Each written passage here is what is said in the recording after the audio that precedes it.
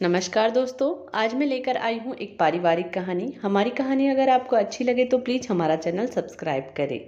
आपका दिल चाहे जो भी चाहता हो, पर मायके से ससुराल का सफ़र किसी लड़की के लिए परीक्षा से कम नहीं होता।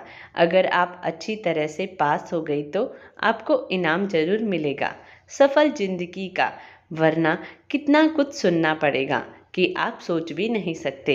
सबकी आंखों का तारा थी रीनू, जिसकी आंखों में ढेर सारे सपने थे कि एक फौजी से शादी करूंगी, वह मुझसे बेइंतहा प्यार करेगा। तभी चेहरे पर किसी ने ढेर सारा पानी फेंका।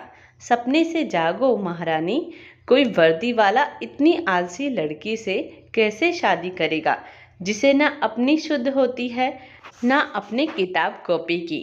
कुछ करना नहीं, बस सपने ही देखते रहना कि तुम्हारा राजकुमार आएगा और तुम्हें ले जाएगा।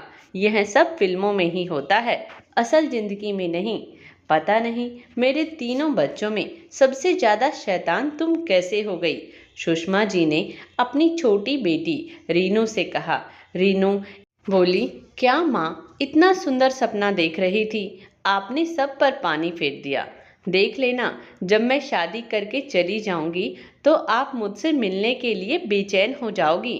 फिर ना कहना कि मैं तुम्हारे साथ बड़ा गलत किया था।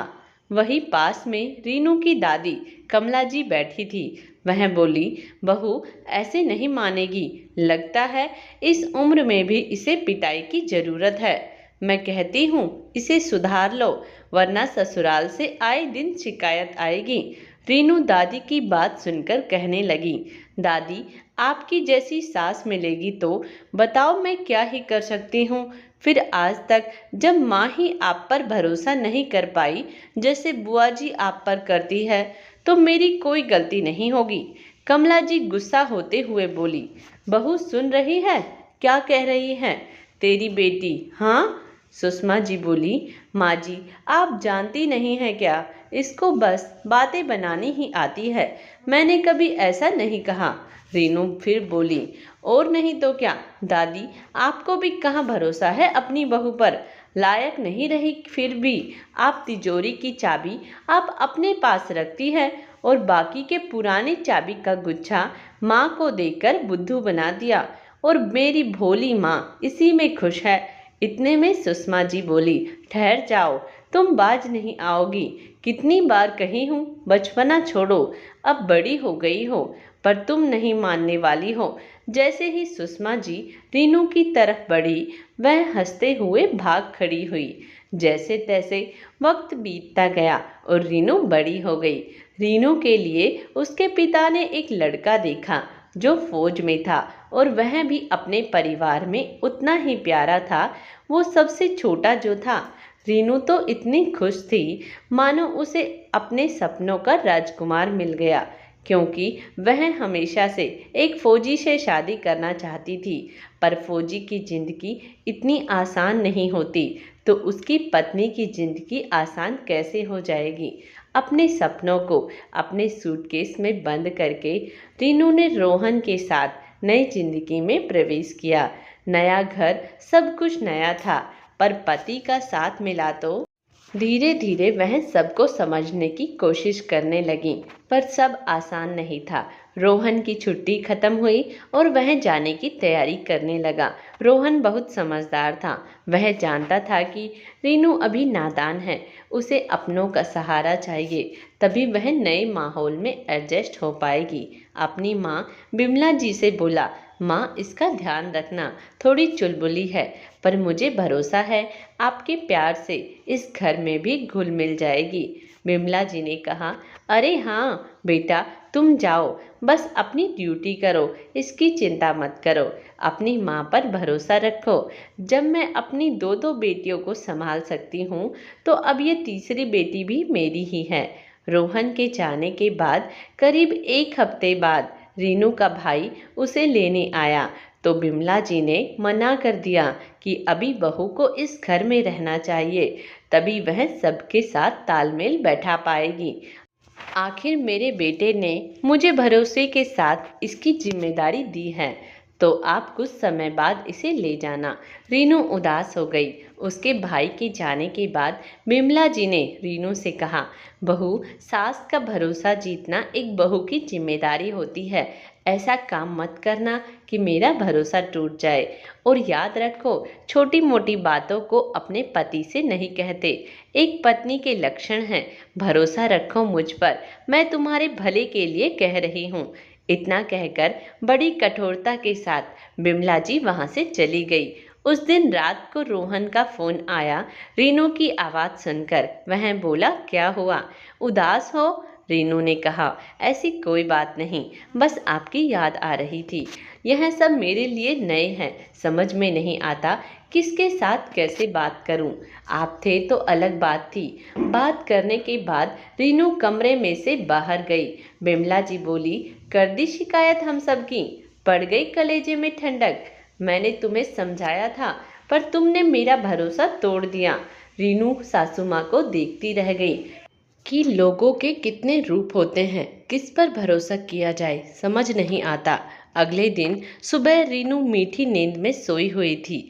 तभी बिमला जी की आवाज आई, बहू, यह तुम्हारा मायका नहीं है जो यहाँ तुम्हारी माँ तुम्हें लाड और प्यार से एक कप चाय के साथ जगाने आएगी। ससुराल की जिम्मेदारियों को समझती हो कि नहीं, या सपनों में ही खोई रहती हो? रीनू चुपचाप अपने बिस्तर से उठ गई। उसे उसकी दादी की कही हुई बात याद आ रही थी और वह चुपचाप हाथ मुंह धोकर रसोई में चली गई। समय बीतता गया, टोका टोकी यूं ही होती रही और जब भी रोहन छुट्टी पर आते तो रीनू की खुशी का ठिकाना नहीं होता था। वह उसे मायके ले जाते, कुछ दिन वहां बिताते, फिर अपने घर लेकर आते, फिर अपनी माँ से कहकर जाते कि बीच बीच में इसे मायके भेज दिया करो, इसे ऐसा न लगे कि इसे कारावास मिला है, वह भी इसका ही घर है। 1 साल बाद रीनू ने एक बेटी को जन्म दिया। रोहन बहुत खुश थे। जब भी रीनू को ले जाने की बात करते, बिमला जी अपनी परेशानियों और अकेलेपन का वास्ता देकर रीनू को वहीं रोक लेती। रोहन भी माँ पर भरोसा करके रह जाता। रीनू घर में पूरा दिन व्यस्त रहती थी। जब काम होता सासू माँ बच्ची को ले जाती, काम खत्म होते ही बच्चे को पकड़ा जाती और बोलती, बच्चों को संभालना इतना आसान नहीं होता, सारे दिन इसकी देखभाल करते हुए मैं तो थक जाती हूँ। रीनू को एक पल का भी आराम नहीं मिल पा रहा था। फिर बच्ची रात भर उसे ठीक से सोने नहीं देती थी। वह बिल्कुल आदी हो गई थी। एक रोज बिमला जी कहने लगी, हमने भी बच्चे पैदा किए थे और घर सब कुछ संभालते थे, पर किसी को शिकायत का मौका नहीं देते थे। यहाँ तो पूरे दिन में बच्ची को मैं ही संभालती हूँ, फिर भी तुम खाने में कुछ अच्छा क्यों नहीं बना पाती हो? बच्ची को मैं संभालती हूँ, पूरा दिन करती क्या हो तुम? रीनू बोली, मम्मी जी, मैं तो आप पर भरोसा करके बेबी को दे देती हूँ कि आप इसका काम कर देंगे और मैं घर का काम संभाल लूँगी। पर होता क्या है, घर का काम खत्म होता है, फिर मुझे इसका सारा काम करना पड़ता है। आप बस इसे गोद में लेकर बैठी रहती हैं, चाहे भूख से रोती ही रहे ये। आप इसे कभी कुछ ना खिलाती हैं, ना दूध पिलाने मुझे देती है। ऊपर से जब भी मेरे पास आई देखा, हमेशा गीले में होती है। फिर आप भरोसे की बात कैसे कर सकती हैं? उदास मन से रीनू बच्ची को लेकर कमरे में उसकी मालिश करने लगी। थोड़ी देर बाद रीनू की ननद नेहा का फोन आया। वह अपनी सास की शिकायत लेकर बैठ गई। बिमला जी कह रही थी, बेटा, मायके जैसा आराम ससुराल में कहाँ मिलता है। मैं तो कहती हूँ सास ससुर को थोड़े दिन छोड़कर यहाँ आ जाओ, या फिर कुछ बहाना बनाकर थोड़ा आराम कर लिया करो। तुम घर के कुछ काम अपनी सास को क्यों नहीं करने को कहती हो? रीनू उनकी बातें सुन रही थी और सोच रही थी, बेटी को तो बड़ी अच्छी सीख दे रही है, पर अपनी बहू के बारे में कभी सोचा क्या? उसे भी थकान होती होगी। वक्त बीतता गया। ऐसा नहीं था कि रोहन को अपने घर की खबर नहीं थी। बहुत दिनों तक रीनू ने रिश्तों को बनाए रखने के लिए चुप्पी साधे रखी, पर आखिरकार ससुराल में सबसे पहले पति ही अपना होता है। तो रीनू कितने दिन रोहन से सच्चाई छुपाती? रोहन को धीरे धीरे सारी बात पता चली। रोहन रीनू को ले जाने आया। तब बिमला जी बोली, बेटा, मेरे रहते बच्ची और घर को नहीं संभाल पाती तो वहाँ कैसे संभाल पाएगी?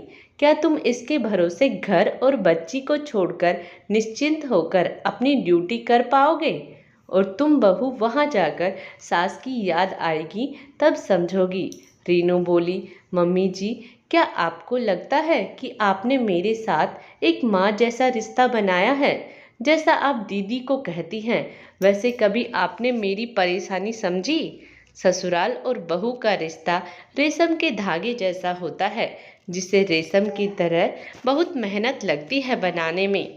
मैंने तो पूरी कोशिश की, आप कह नहीं सकते। बिमला जी रीनू की बातें सुनकर आश्चर्य हो गई।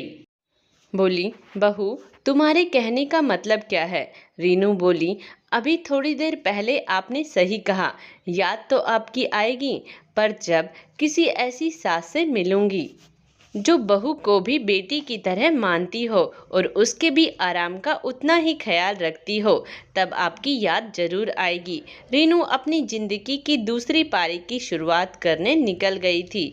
उसने बिमला जी से कहा, मम्मी जी, बस मैं इतना चाहती हूँ कि जितना भरोसा अब दीदी को देती हैं, उतना ही भरोसा काश आप मेरे मन में अपने लिए बना पाती। हाँ, मुझे इतना भरोसा जरूर है कि मेरे दूर जाने के बाद आपको मेरी याद जरूर आएगी।